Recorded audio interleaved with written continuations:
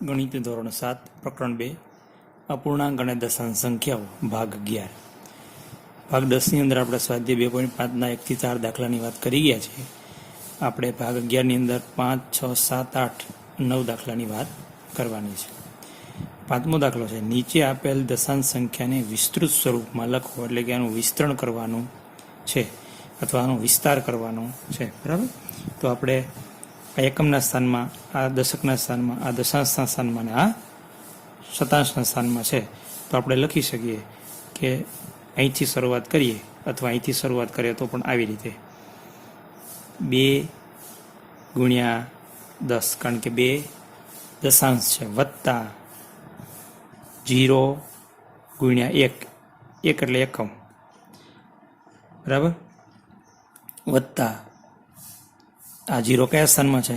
દશાંશ સ્થાન, એટલે 0 ગુણ્યા દશાંશ એટલે 1/10 એની સાથે ગુણાયેલા હોય, વત્તા 3 છે એ કયા સ્થાનમાં છે?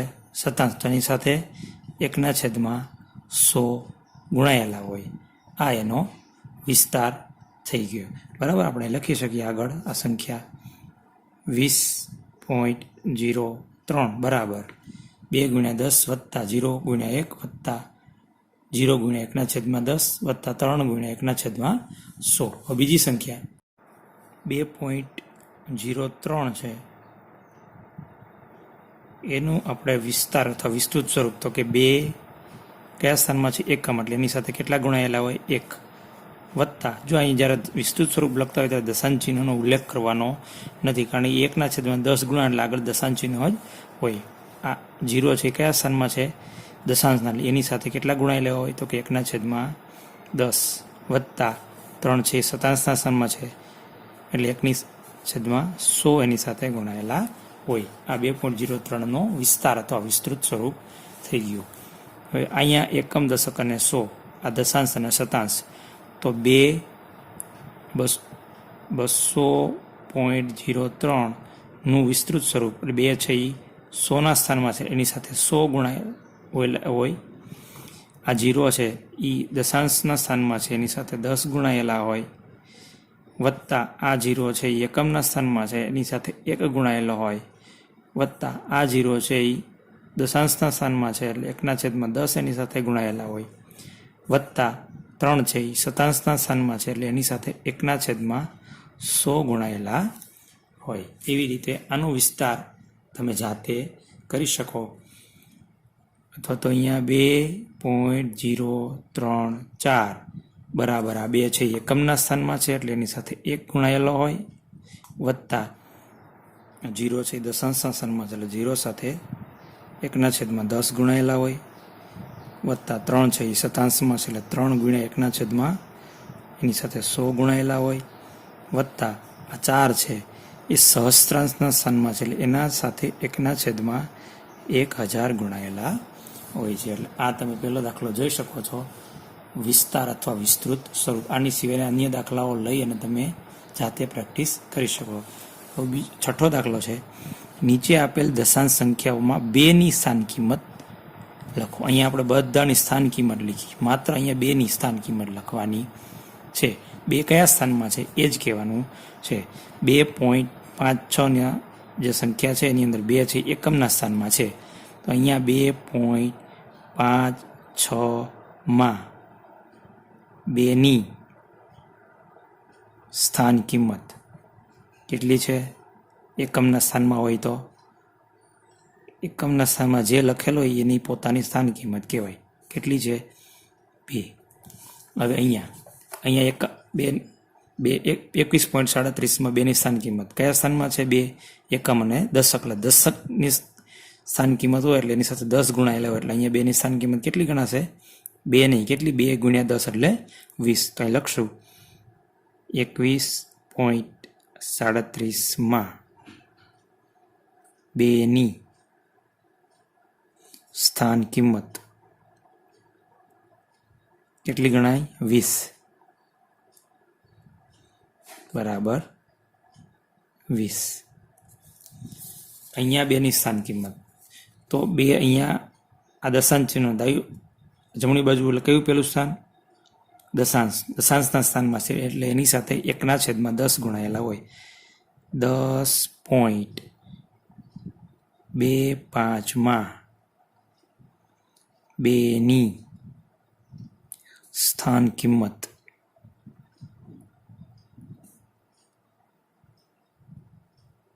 કેટલી હોય? તો કે 2 ગુણ્યા 1/10 અથવા તો 0.2 પણ લખી શકો, અથવા તો 2 દશાંશ લખો તો પણ વાંધો નહીં. આમ પણ લખી શકો 2 દશાંશ 2/10. હવે વાત કરીએ આ દાખલાની. 9.42 2ની સ્થાન કિંમત કયા સ્થાનમાં છે? અહીંયા 2 શતાંશના સ્થાનમાં છે એટલે એની સાથે કેટલા હોય? 1/100 એની સાથે ગુણાયેલા હોય. એટલે આપણી ભાષામાં કહીએ તો ગુણાકાર અંશમાં છેદનો છેદમાં એટલે 2/100 અથવા તો 0.02 પણ કહી શકાય. હવે અહીંયા છેલ્લો દાખલો છે 63.352 2ની સ્થાન કિંમત.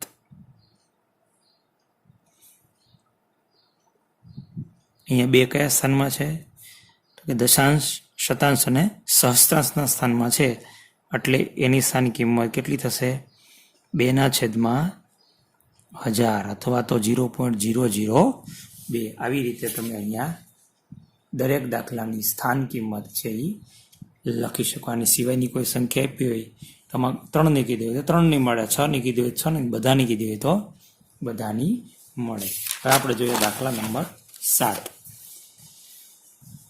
7મો દાખલો છે દિનેશ સ્થળ A પરથી અહીંથી સ્થળ B તરફ જાય છે. આમ જાય છે દિનેશ, અને ત્યાંથી સ્થળ C તરફ. એટલે દિનેશ અહીંથી અહીંયાથી અહીંયા આવે છે. જો એનું B થી અંતર એટલે અહીંથી આ કેટલું છે? 7.5 કિલોમીટર.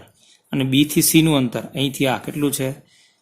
12.7 કિલોમીટર. હવે બીજો છે વ્યક્તિ અયુબ છે.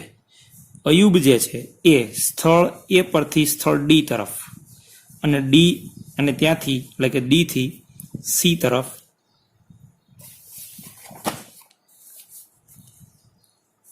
A પરથી સ્થળ D તરફ જાય છે અને ત્યાંથી એટલે કે D થી સ્થળ C તરફ જાય છે. તો D થી એનું કે A થી D નું બે એક જ છે ને. D થી એનું અંતર 9.3 કિલોમીટર, આ 9.3 કિલોમીટર. અને C થી D નું, C થી D એટલે D થી C 11.8 કિલોમીટર છે. તો કોણ વધુ મુસાફરી કરશે અને કેટલી? બે પ્રશ્ન પૂછ્યા છે. કોણ વધુ મુસાફરી કરશે, દિનેશ કે અયુબ? અને જેમ વધુ મુસાફરી કરે એ કેટલી વધુ મુસાફરી કરે એની વાત છે. અહીંયા બધા જ એકમો કિલોમીટરમાં છે એટલે આપણે એકમોનો કોઈ પ્રશ્ન છે નહીં. માત્ર આપણે બંને કાપેલું અંતર શોધવાનું છે. પછી જે વધારે હશે કહી દેશું. આપણે સરખામણી શીખી ગયા છે કયું વધારે છે, અને પછી આપણે બાદબાકી પણ શીખી ગયા છીએ એટલે આપણે બાદબાકી કરશું. બરાબર? તો આપણે લખશું કે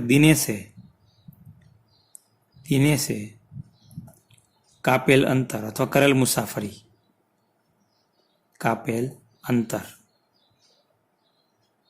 બરાબર કેટલું? A થી B નું અંતર વત્તા B થી C નું અંતર. A થી B નું અંતર કેટલું છે? 7.5 કિલોમીટર વત્તા B થી C નું અંતર 12.7 કિલોમીટર. આ તમારે સરવાળો કરવાનો છે. આ સરવાળો કરવા માટે આપણે ઊભો સરવાળો પણ કરી શકાય. કેવી રીતે? હું અહીં સાઈડમાં લખું છું. આ તમારે કામ સાઈડમાં કરવાનું છે.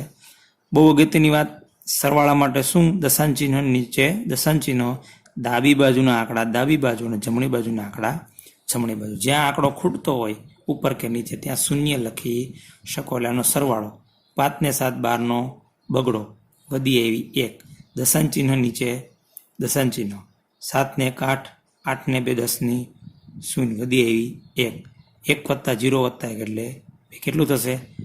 20.2 કિલોમીટર એ લખી શકાય. 20.2 કિલોમીટર આટલું અંતર દિનેશે કાપ્યું છે. હવે અયુબે કાપેલું અંતર મેળવીએ. અયુબે કાપેલ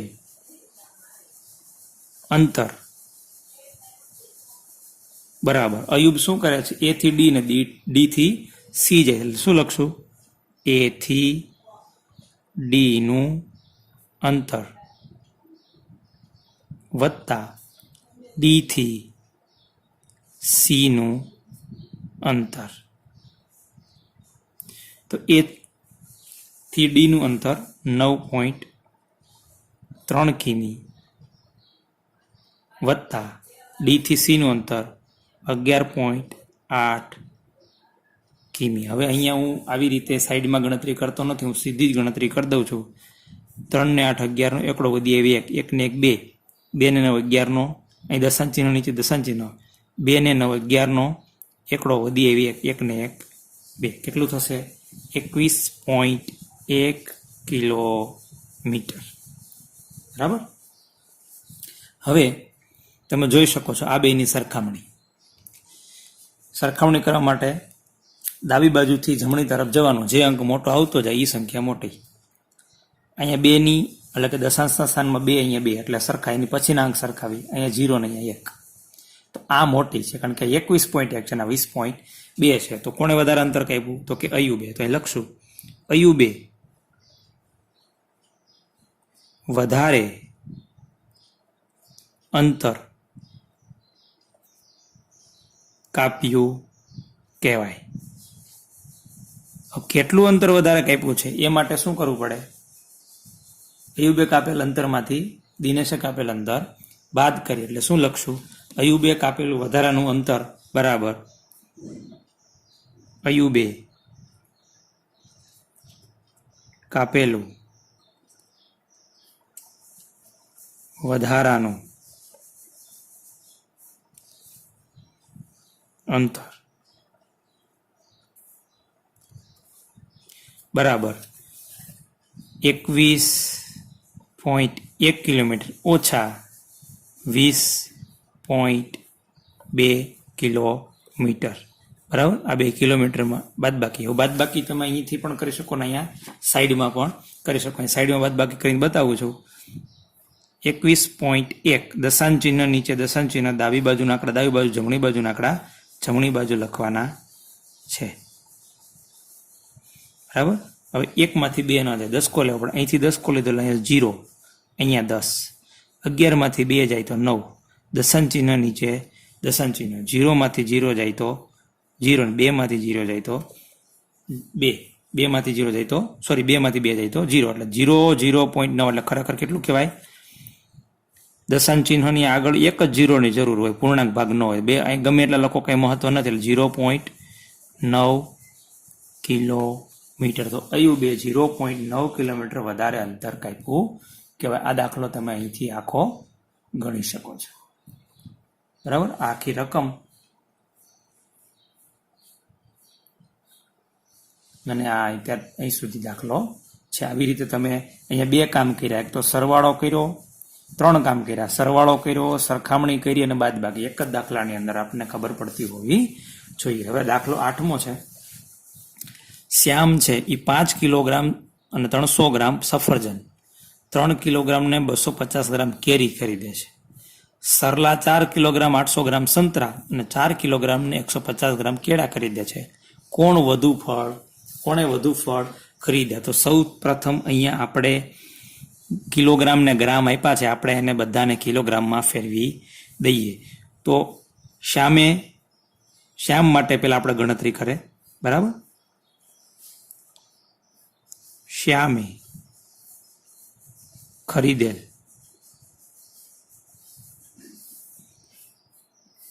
ફળનું દળ. બરાબર. દળ એટલે વજન. ખરેખર દળના વજન અલગ છે, પણ અહીંયા આપણે દળને એક સમજી લઈએ, વાંધો નહીં. તો પહેલાં આપણે 5 કિલોગ્રામ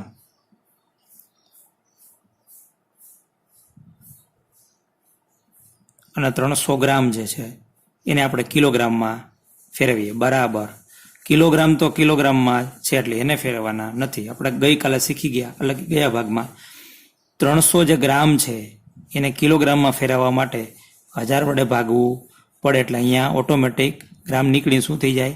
કિલોગ્રામ. બરાબર. છેદમાં 3 શૂન્ય છે એ દૂર કરવા માટે 3 આંકડા પછી એટલે કે દશાંશ ચિહ્ન 3 દશાંશ સ્થળ ડાબી બાજુ ખસેલા, અહીંથી 1 દશાંશ સ્થળ બીજું ના ત્રીજું, આ જવાબ શું થશે? 0 0 3. અહીંયા દશાંશ ચિહ્ન આવશે. પૂર્ણાંક ભાગમાં અહીંયા છે, હા કેટલા છે? 5, એટલે 5.300 કિલોગ્રામ. આ સફરજનનું આપણે દળ કિલોગ્રામમાં મેળવ્યું. એવી રીતે કેરીનું દળ જે છે એ કિલોગ્રામમાં મેળવીએ. 3 કિલોગ્રામ 250 ગ્રામ, એને આપણે કિલોગ્રામમાં ફેરવીએ એટલે શું થાય? આ 3 તો કિલોગ્રામમાં છે જ. 250 ગ્રામ છે એને ગ્રામમાંથી કિલોગ્રામમાં ફેરવવા માટે 1000 વડે ભાગાકાર કરવો પડે. શા માટે? કારણ કે ગ્રામ અને કિલોગ્રામ વચ્ચે 1000નો સંબંધ. ચલા 3 શૂન્ય દૂર કરવા માટે દશાંશ ચિહ્ન એટલે કે ભાગાકાર કરે ડાબી બાજુ દશાંશ ચિહ્ન ખસે. કેટલા દશાંશ સ્થળવા? તો કે જેટલા શૂન્ય હોય 1 2 અને 3. 3 શૂન્ય એટલે 3 દશાંશ સ્થળ, અહીંયા દશાંશ ચિહ્ન આવશે એટલે 1 અંક, બીજું દશાંશ સ્થળ, ત્રીજું, અહીંયા દશાંશ ચિહ્ન આવશે. પૂર્ણાંક ભાગમાં અહીંયા 3 છે એટલે 3 લખી દેવાના. 3.250 કિલોગ્રામ એ કેરીનું વજન થશે. હવે આપણે શ્યામે ખરીદેલું કુલ વજન એટલે કે કુલ ફળની કિંમત મળી એટલે કે સરવાળો કરવો પડશે. લખશું અહીંયા શ્યામે ખરીદેલ ફળનું કુલ વજન બરાબર કઈ કઈ વસ્તુ ખરીદે છે? તો કે સફરજન ને કેરી. તો લખશું સફરજનનું વજન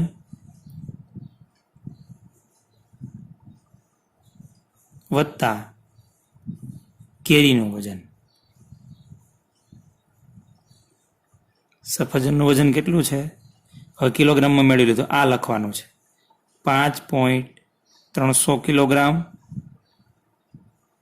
વત્તા 3.250 કિલોગ્રામ. હવે આ બેનો સરવાળો અહીંયા ઊભો પણ કરી શકો. દશાંશ ચિહ્નની નીચે દશાંશ ચિહ્નો, ડાબી બાજુના આંકડા ડાબી બાજુ, જમણી બાજુના આંકડા જમણી બાજુ. હું અહીંયા એમને કરું છું, અહીંયા સાઈડમાં નથી કરતો. 0 વત્તા 0 0, 0 વત્તા 5 5, 3 વત્તા 2 5, દશાંશ ચિહ્નનું દશાંશ ચિહ્ન 3 ને 5 8, 8.550 કિલોગ્રામ વજન કુલ થશે શ્યામે જે ફળ ખરીદ્યા છે એને. હવે વાત કરીએ સરલા માટે. શું લખશું? સરલાએ ખરીદેલ ફળનું વજન અથવા દળ. અહીંયા પણ વજન લખી દે એટલે બધું એક સરખું રહે. તો પહેલાં અહીંયા ગ્રામ ને કિલોગ્રામમાં આપ્યા, આપણે એને બધા 1 ગ્રામમાં એકમ એટલે કિલોગ્રામમાં ફેરવી દઈએ. તો 4 કિલોગ્રામ અને 800 ગ્રામ જે સંતરા ખરીદ્યા છે એને આપણે કિલોગ્રામમાં ફેરવી દઈએ. તો 4 તો કિલોગ્રામમાં છે, આ ગ્રામ છે એ 800 છે અને કિલોગ્રામમાં ફેરવવા માટે 1000 વડે ભાગીએ એટલે અહીં કિલોગ્રામ આવી જાય. તો કેટલા થશે? 3 દશાંશ ચિહ્નો, 3 આંકડા પછી દશાંશ ચિહ્નો, પૂર્ણાંક ભાગમાં 4 એટલે 4.800 કિલોગ્રામ સંતરાનું વજન. એવી રીતે કેળા ખરીદ્યા છે કેટલા? 4 કિલોગ્રામ અને 150 ગ્રામ. તો 4 તો કિલોગ્રામમાં જ છે એટલે એમના એમ 150 જે ગ્રામમાં છે એને 1000 વડે ભાગીએ એટલે અહીંયા શું લાગી જાય? કિલોગ્રામ. તો કેટલું થશે? 4.150 કિલોગ્રામ. હવે આપણે સરલાએ ખરીદેલ ફળનું કુલ વજન એટલે આ બેનો સરવાળો કરીએ. સરલાએ ખરીદેલ ફળનું કુલ વજન બરાબર સંતરા અને કેળા. સંતરાનું વજન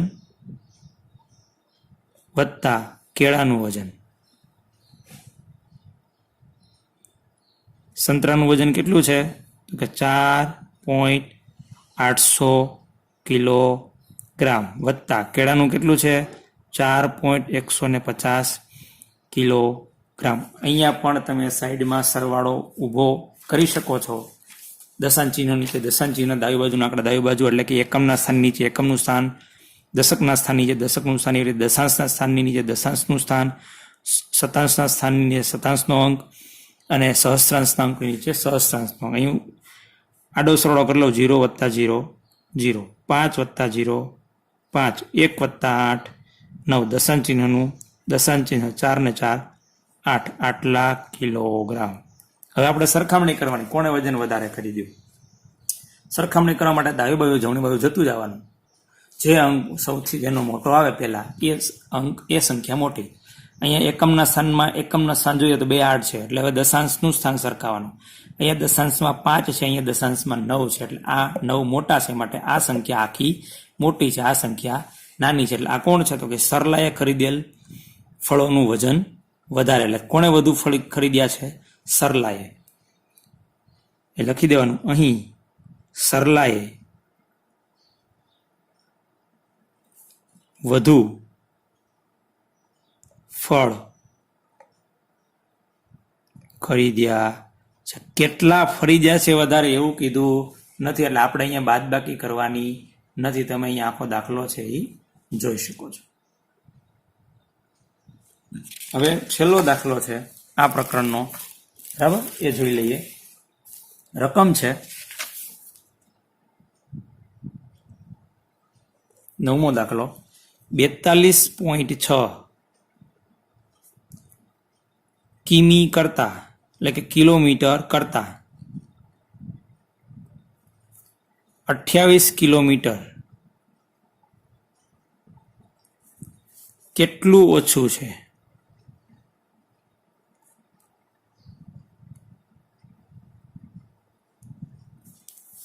દાખલો 9માં શું કહે છે કે 42.6 કિલોમીટર કરતાં 28 કિલોમીટર કેટલું ઓછું છે. તો આ બેની સરખામણી કરવા માટે આપણે સરખામણી એટલે આ વધારે જ છે, કારણ કે 42 વધારે 28 કરતાં. પણ કેટલું વધારે છે એ જાણવા માટે બાદબાકી કરવી પડે અને વધારેમાંથી ઓછું બાદ કરવું પડે. તો આપણે એ જાણવા માટે શું કરવું પડે? 42.6 કિમી કરતાં 28 કિમી કેટલું ઓછું છે તે જાણવા શું કરવું પડે? 42.6 ઓછા 28 કરવા પડે. તો આપણે ઊભો જ અહીંયા બાદબાકી કરી દઈએ. 42.6 બરાબર યાદ રાખજો, અહીંયા 28 છે. 28માં ક્યાંય દશાંશ ચિહ્ન દેખાતું નથી. એનો મતલબ જ્યારે 28 પૂરા થાય ત્યાં દશાંશ ચિહ્ન હોય, એની આગળ કોઈ શૂન્ય આપેલા નથી, એટલે દશાંશ ચિહ્ન નીચે દશાંશ ચિહ્ન. 8 છે એ એકમનો અંક છે, એટલે એકમના સ્થાન નીચે એકમનો અંક. 2 છે એ દશકનું સ્થાન છે, એટલે દશકના અંક નીચે દશકનો અંક. અહીંયા દશાંશમાં કશું જ લખેલું નથી, દશાંશ ચિહ્ન પણ નથી, તો આપણે અહીંયા 0 લખી શકીએ. હવે આ બેની બાદબાકી 6 માંથી 0 જાય 6, દશાંશ ચિહ્ન નીચે દશાંશ ચિહ્ન. 2 માંથી 8 ન જાય, દસકો લઈએ, અહીંયા 3 ને અહીંયા 10, અહીંયા 2 હતા ને 10 આવ્યા. 12 માંથી 8 જાય એટલે 4 અને 3 માંથી 2 જાય તો 1, એટલે આટલા 14.6 કિલોમીટર વધુ કહેવાય. તો આપણે લખી શકીએ ઓછું કહેવાય, 42.6 કરતા 42.6 કિમી કરતા 28 કિમી 14.6 કિમી જેટલું ઓછું છે. અહીંયા આપણે આ સ્વાધ્યાય 2.5 જે છે પૂર્ણ કરીએ છીએ. આવતા ભાગની અંદર સ્વાધ્યાય 2.6ની વાત કરશું. આ દાખલા એક વખત જાતે ગણી જોઈ સમજીને એકવાર જાતે ગણવાનો પ્રયત્ન કરજો.